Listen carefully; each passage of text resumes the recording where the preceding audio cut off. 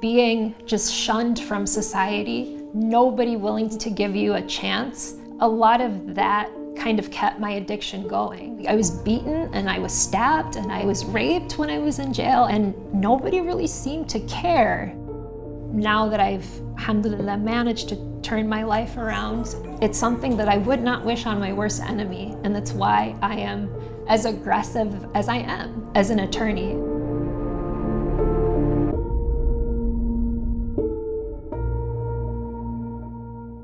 أنا اسمي سارة جاءت وأنا attorney. Mama and Baba gum America to give us better educational opportunities and to live the American dream. So I was in my 3rd year of medical school in Pennsylvania, and I got into a really, really bad car accident.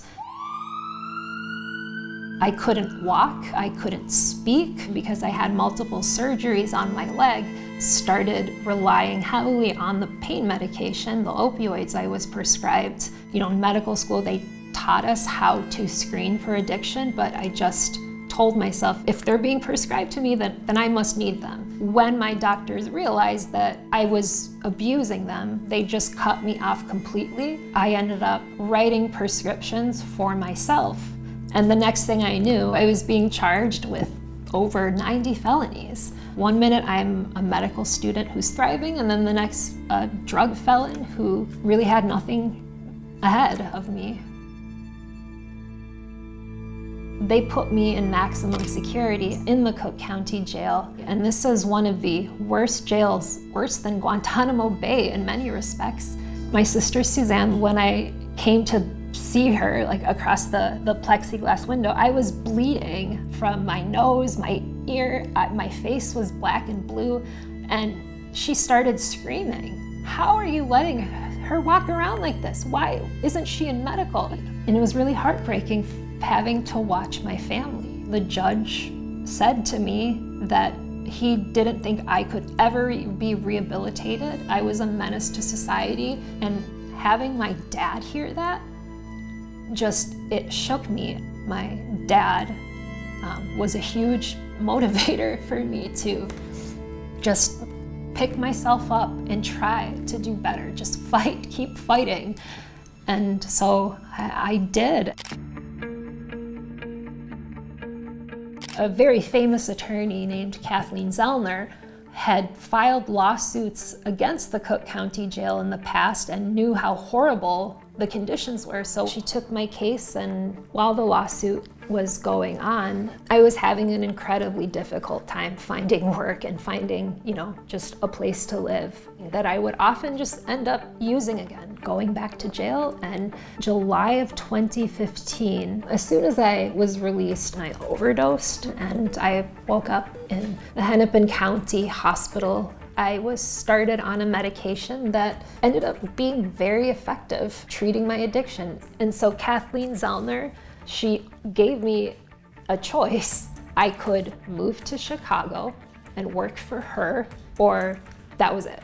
And within the first week, I had solved this very complicated case. So she started giving me assignments on her criminal cases.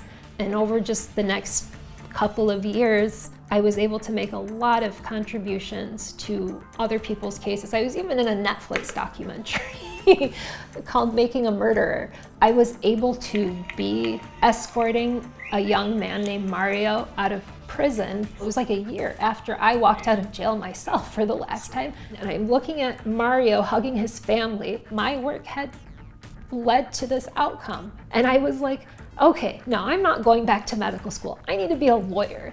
And I ended up going to the University of Chicago. In the end, my lawsuit, I ended up receiving a settlement for $380,000, which I used to pay for law school.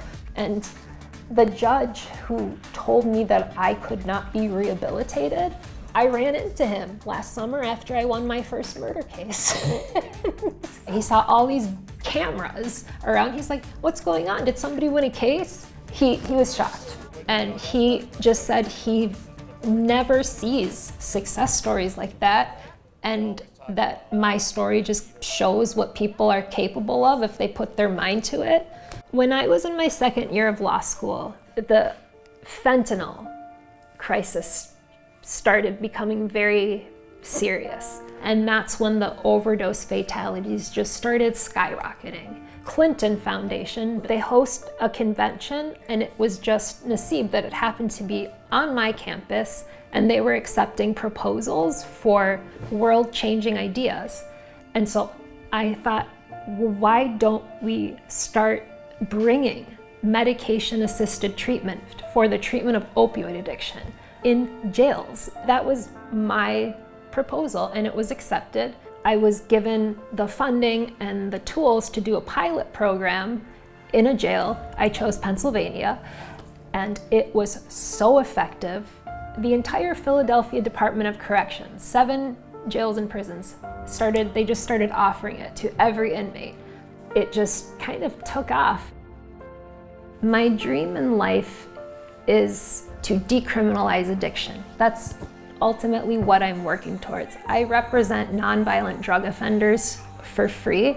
I was named a top 10 under 40 defense attorney, and so I decided to start a law firm where we fight every case. I love what I do, like, subhanAllah, like I could not have envisioned a better life for myself and a better career.